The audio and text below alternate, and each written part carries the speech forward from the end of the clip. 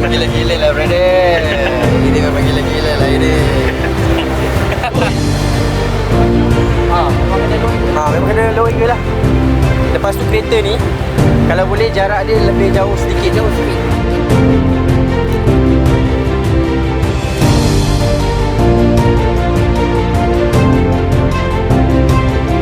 So video CLA ni kita dalam lagu daripada kanan ke tengah.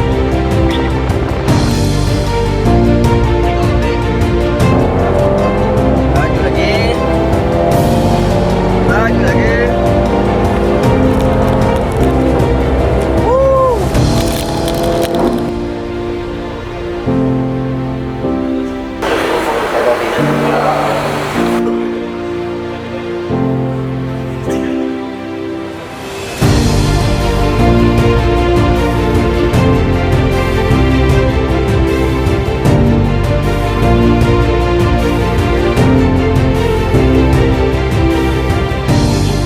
So, Assalamualaikum guys. Alhamdulillah, hari ni kita dah selesai second project untuk Last Shot Formation under Kabin.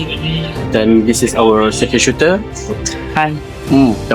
So sekarang hari kedua, kita dah selesai shoot untuk klien kita daripada Kabin.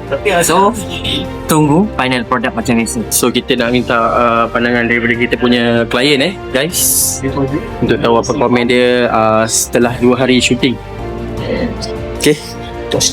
Okay, so Alhamdulillah guys, so far 2 hari berurusan dengan diorang memang ngam. Sebab video pun apa yang kita minta semua memang smooth.